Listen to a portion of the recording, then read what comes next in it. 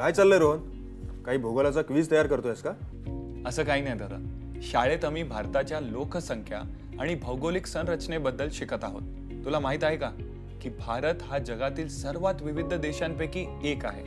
हो, हे खरं आहे. भारताची लोकसंख्या आणि भौगोलिक रचना खूप रोचक आहे. चल, मी तुला याबद्दल अधिक सांगतो.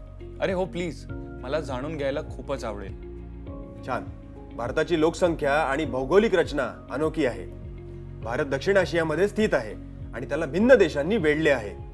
पाकिस्तान पश्चिमेला, चीन, नेपाळ आणि भूतान उत्तर दिशेला, बांगलादेश आणि म्यानमार पूर्वेला, श्रीलंका दक्षिणेस, पॉल्क समुद्रधुनीने वेगळा.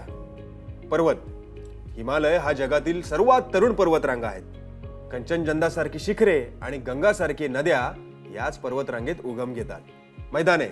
इंडो-गंगेय मैदाने पंजाब, उत्तर प्रदेश आणि बिहार सारख्या राज्यांना व्यापतात. ही मैदाने जगातील सर्वात उपजाऊ प्रदेशांपैकी एक आहेत. सतलज. डेक्कन पठार भारताच्या मध्य आणि दक्षिण भागात आहे आणि ते खनिजांनी समृद्ध आहे. वाळवंटी प्रदेश. राजस्थानमधील थार वाळवंट, ज्याला ग्रेट इंडियन डेझर्ट असेही म्हटले जाते.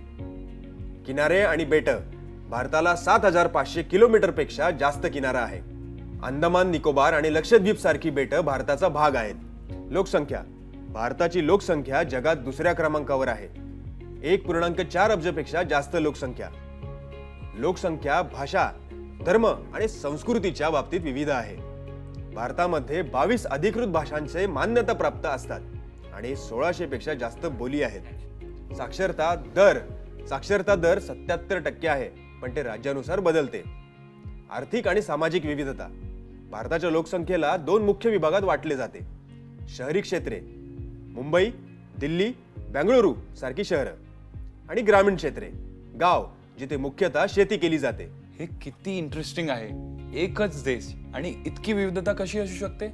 आणि हेच भारताला इतके विशेष बनवते. आपली भौगोलिक आणि लोकसंख्या रचना आपल्या संस्कृती, अर्थव्यवस्था आणि समाजाला आकार देते. थँक्यू दादा.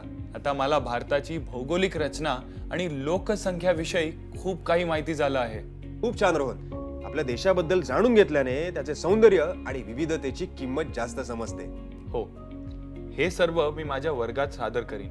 ते नक्कीच आश्चर्यचकित होतील. छान छान.